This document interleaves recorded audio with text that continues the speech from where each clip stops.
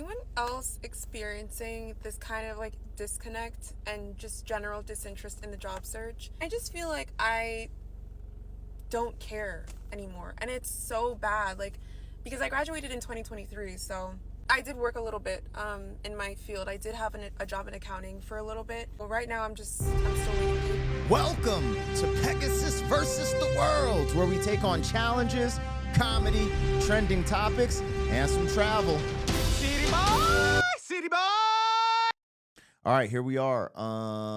Gen Z is so disinterested in corporate America. Let's hear them out. Now, I get it. I was disinterested in corporate America when I was young. I'm Generation X, I believe. I was born in 1980.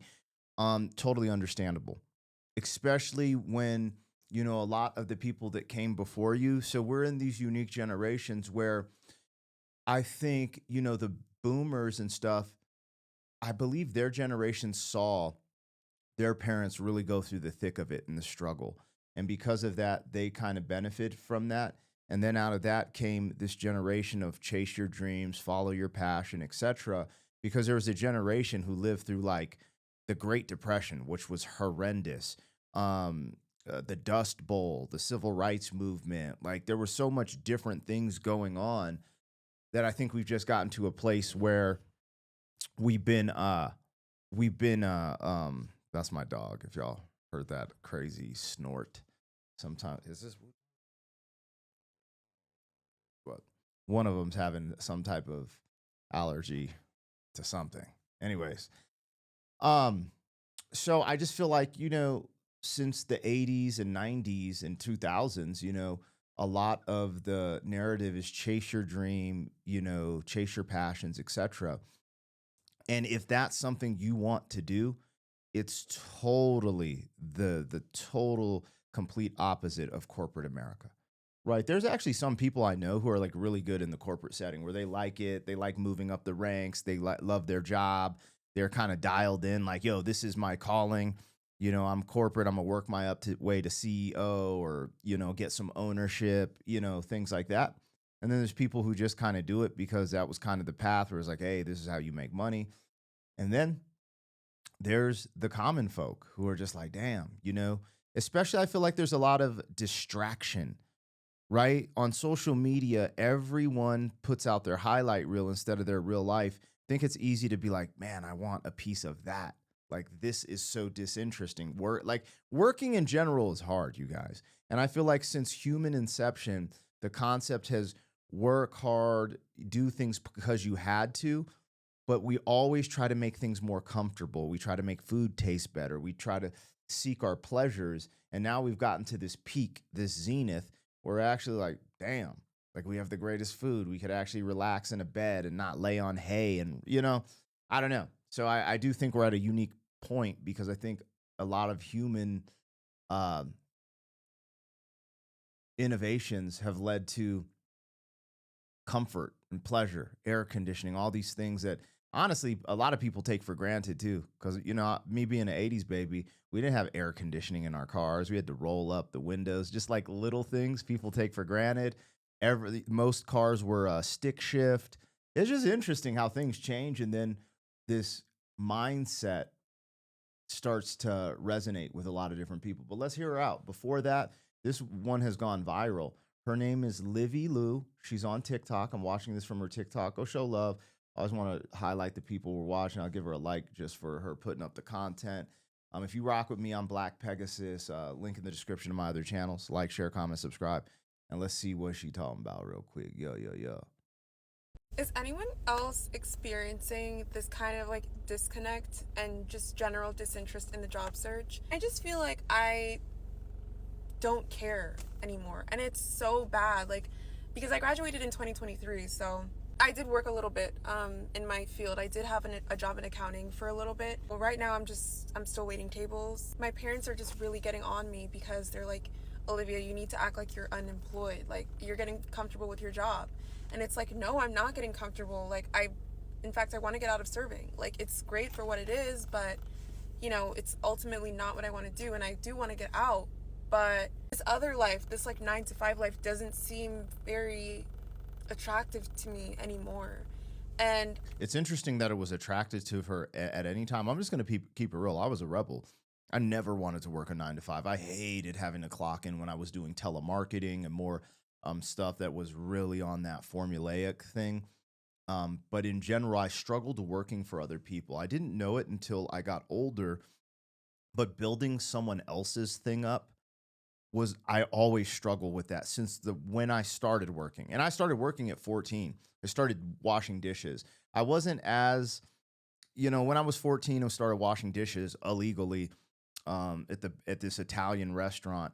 I was just happy to make a little money, have a little extra cash, right?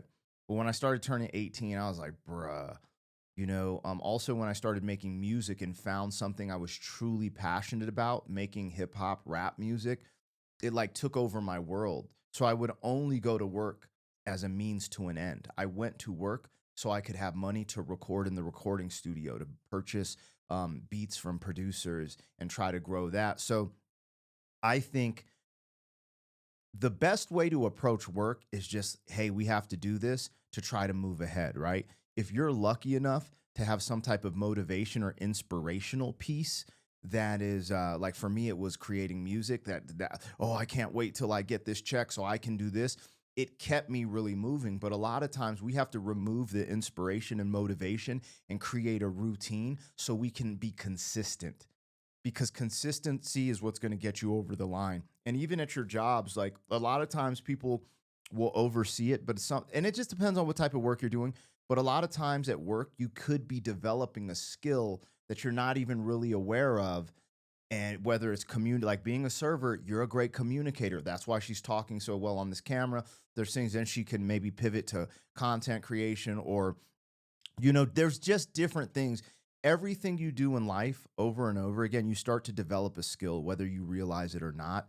And I would just recommend creating a routine and just going for it, because it's going to make falling on your butt a lot easier, and it will be more cushioned when you have a little backup in a sense. And that's just lived experience, but I'm hearing her out. I'm not mad at this. very, I felt the exact same way when I was her age. And the other thing she said, accounting. So I don't know if she went, but bruh, if you don't get your ducks in a row soon, AI is going to take out most administrative jobs and very quickly. Accounting, legal Zoom, tech work, graphic design, these are already to the wayside. Like, it is crazy how quick AI is doing things. So just watch out for that as well. attractive to me anymore. And I just feel really disillusioned with the whole corporate life because, for all the shit that you guys go through, at the very least, you could have job security, but you don't. Like, I'm really realizing that there's no such thing as job security. People used to tell me, oh, get a government job. Y'all see what's happening with the federal jobs? Like, there are whole departments being laid off out of nowhere, no notice, no nothing. You would think that with everything that y'all go through and how much time and energy you pour into these jobs, that they would treat you better, and they don't. I have to move back in with my parents, so it's just something I'm thinking about because I know they're going to be on my ass about the job search and things like that. And it's not even that I'm lazy, it's just that I don't want to fight for something I don't actually want. It just doesn't seem worth it. Not only do we not have the same level of job security that our parents and our grandparents had, but we also can't afford anything. Even if we do have these jobs, even if we do have this job security, a lot of people can't even afford to pay their rent. At least So I would argue with that. That's a budgeting thing. It is really hard. I am not saying inflation doesn't exist. I'm not saying the price of groceries isn't higher, gas, interest rates, housing market, etc. But there is a budgeting problem with Americans because we're not disciplined. When they say, "Oh, you can't do anything," it's like, "Oh, we think because we're Americans, we're entitled to eat out so many times a week, to go out and do these endeavors instead of buckle down and saving the bread." And this is why I said creating a routine and disciplined standards is very important, because that routine is going to get you to these places. Who really wants to work? Like, let's just keep it real.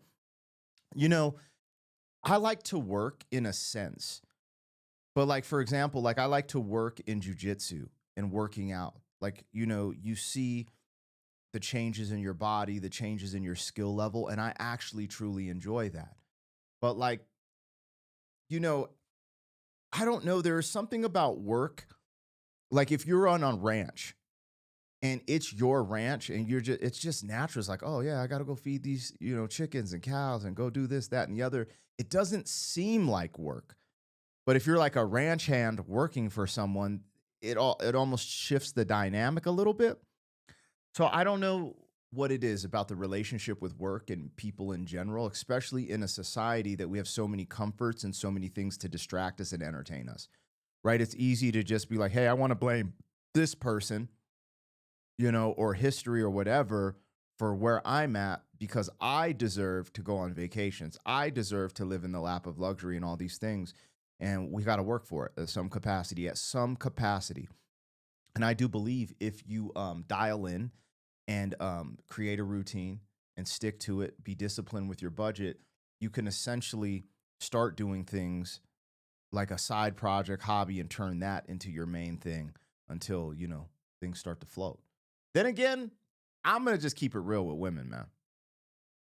There's always just be the most feminine, beautiful women you can be and find a good husband who's a baller. See, men don't have that option. But she's a beautiful woman. She has her stuff together. She's very articulate, looks nice. Sounds like she has a two-parent household. Like if she's not out there being promiscuous and scandalous, I would say she could probably lock down a very, very attractive, high quality man. But society has told women that that's not what they want. They want to have a career, they want to be a boss babe, etc. But that is one of the way outs for women. That's not necessarily a way out for men, but that is a way out for women. She could just marry into the life of luxury. And I'm not saying I'm not saying marry for money. I'm not saying that. I'm saying find someone you really love, have certain what's the word? Man, my dog is over here licking her leg and it's hard for me to concentrate. Um let's say barriers to entry. That's not the word I'm thinking of, but you know what I mean? Like standards. Have certain standards, right? Don't be a gold digging BI, but just have certain standards. Like, hey, this is what I'm looking for. I'm looking for, somewhat attractive man who has the same belief or ideals, similar, like religious or spiritual beliefs, that's doing well for himself, etc. You're gonna have to get older, dude, a little bit older, because typically younger men aren't in that position. But that is a way. That's another way out. This is just the truth. Back then, you guys could pay your rent. You know, you could pay your rent. You can buy your car. You could buy houses. You could afford to eat. You could afford to have fun. We don't have that same reality. The way prices have gone up in comparison to the way wages and salaries have stayed stagnant is insane, and nobody's talking about it. We don't have the same reality that our parents and grandparents did. It's true. That's why you have to adapt. One, don't buy new cars ever. Buy used, thrifty cars. Look into the market, which cars last the longest, typically Toyota and Honda. Go ahead and buy yourself a $3,000 A to B car, $4,000 or $5,000 A to B car that's going to last you for 5 to 10 years. That's a good, to get your stuff going. Move in with roommates or stay with your parents. Have a good group of friends. Rent a house, rent a condo, townhome, apartment, have roommates. Budget, budget, budget. We can sit here and talk about the past and how everyone had it better, but that's not going to help us get to the finish line right now. So we just have to think in innovative ways how we can get beyond the barriers to entry we have, or we're just going to stay put. We're just going to stay stagnant. Because I understand what she's saying is absolutely right. She's not lying. I'm not even knocking it. I'm just trying to give some helpful answers and ways people have adapted and innovative so they can live within their means in this economy, in this ecosystem currently. And they don't want to acknowledge that.